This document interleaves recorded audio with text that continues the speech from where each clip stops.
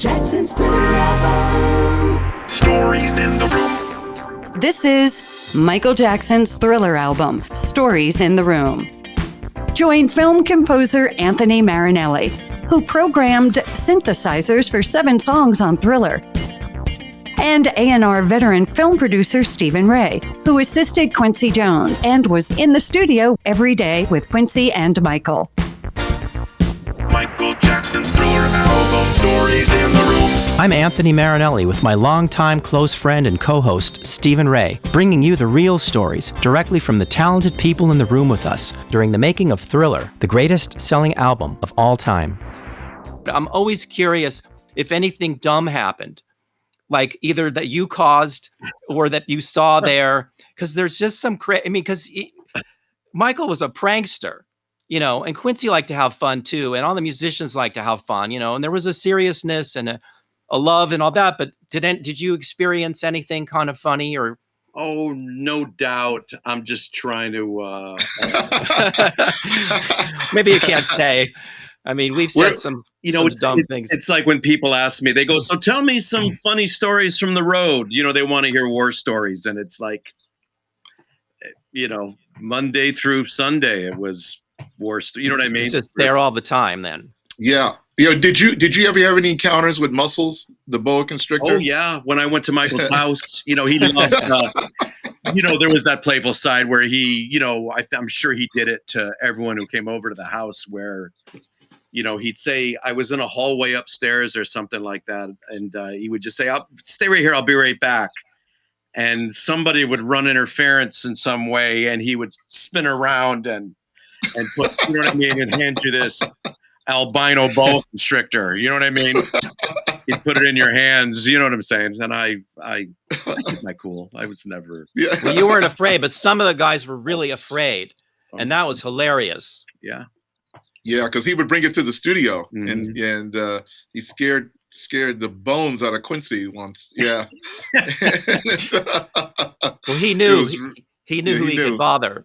Yeah, he knew. Yeah, we were all in a bubble. You, myself, Anthony, and Quincy, and Bruce, and Rod, and Matt, and and Michael. We were in a bubble, and for it to become what it became, and for you to have written, like I said, for me, my favorite song on the record.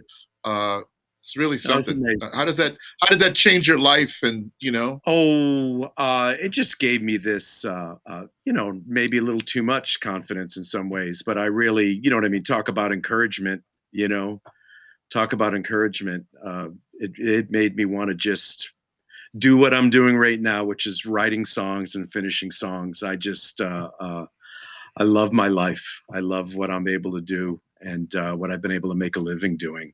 I just feel so lucky, so lucky. And it was a very special time. You guys were there, you guys were right there. You know what I mean? And when I say human nature was a fluke or how it fell into it backwards, I'm not downplaying the song. I think it came out great. And I love how it stands up all these years later. I'm incredibly proud of it. I'm incredibly proud of it. But what a great time to be in the thick of it there, all of us, it was just an amazing, magical time, Yeah. The chemistry between everyone in the room, Anthony and I talk about that all the time. And you guys were referencing to it earlier. I mean, how everyone was just, Quincy and Michael created this atmosphere with Bruce, and everyone was just so engaged and supportive. And you never. You know what it reminded me of when the first time I walked in, Quincy comes up to me and I'm like, this guy's like the most familiar person. I've seen him on all these photos and albums.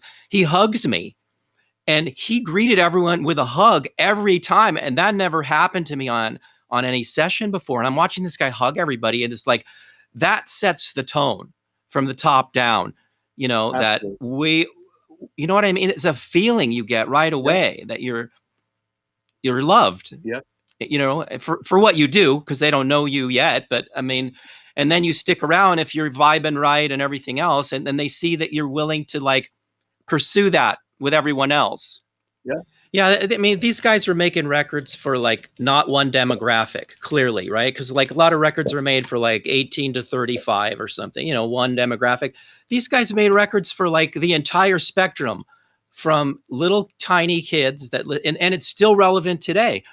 Old people listen to it and love Thriller, and little kids listen to it and they jump and they know right away. They respond because they were however they were listening and making their final decisions and going through the mix that they didn't like and remixing the whole album because they knew it wasn't right to be like a universal truth type of music or something. I don't know how you do that, but yeah, I mean, 2 records per household was the idea. That the kids did not want to share the record with their parents and vice versa. I mean, they weren't thinking 40 million, but those guys, but they sure were thinking big, though. Right, they were. They certainly were. They sure were thinking big the whole time. Yes, it was. Yes. They definitely wanted to make history. Yeah. I remember. Yeah. Well, it's such a pleasure, man. Such a pleasure. Yeah, guys, great to hang. To hang. I love being asked questions I know the answer to. Right. We love hearing it. I'm Anthony Marinelli, and this is Stephen Ray.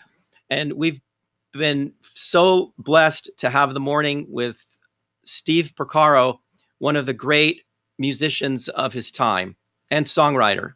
Such an honor, Steve. Thanks, guys. Thank guys. You. It was my pleasure. It was fun. All right. Thank you. We'll be in touch. Okay. See you later. Join us for the next episode of Michael Jackson's Thriller album, Stories in the Room, with your hosts, Anthony Marinelli and Stephen Ray. Watch our extended interviews on youtube.com/@StoriesInTheRoom. Audio-only interviews are available on all podcast networks. Follow us on Facebook, Instagram, and TikTok @StoriesInTheRoom. For the latest news and links, visit the website, StoriesInTheRoom.com. This podcast is produced by Christian D. Bruun and David Wolf, recorded by Audivita Studios. Additional recording by Ben Rackless. Edited by Jay Spang and Sean Hedinger. Music by Anthony Marinelli and Stephen Ray. Michael Jackson's Thriller album. Stories in the Room.